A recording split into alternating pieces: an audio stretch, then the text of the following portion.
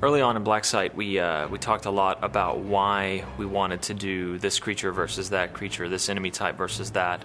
You know, each one should serve a role in the game, or should have some bit of character or some flavor, or should evoke something. But while the game's plot revolves around the reborn insurgency, we also put a lot of thought into the different xenotypes that appear in the game.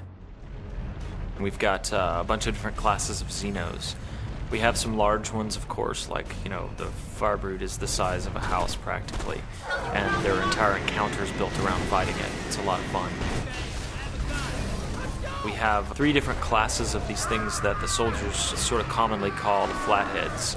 They're these massive worms that range in size from 8 feet. I think we have a 12-foot version, and then we have like a 25-foot version, and then we have one in the game that's just humongous. You fly around in a helicopter. We call it the Jumbo, and it's sort of crawled out in the middle of the night out of the ground, and its lower body, which you finally get to see, is wrapped around this massive bridge that collapses during the fight. And then we've got this thing called the Drudge, which the soldiers kind of commonly call Octopus Dog.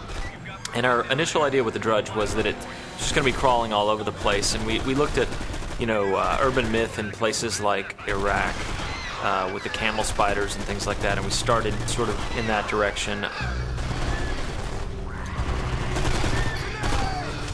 But what we ended up with was 2 different classes of the Drudge, and they climb and jump and run through the world.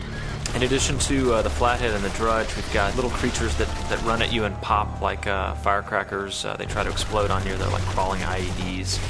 Called the Scrabs. We have a monstrous Xeno called the Spore Tower, which basically rides the wind and lands, expands, and starts spawning other types of Xenos. And there's a mini game around popping some armored hotspots on that creature. So we use all these creatures in combination, again, just to vary the gameplay. We're totally into the whole alternation of gameplay thing. We also fictionalize that there are human beings infected with some of the xenospores that are spreading across the United States in the game.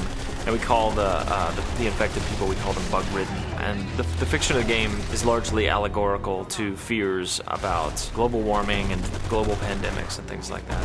And the bug-ridden are kind of like our version of infected, rage-filled humanoids.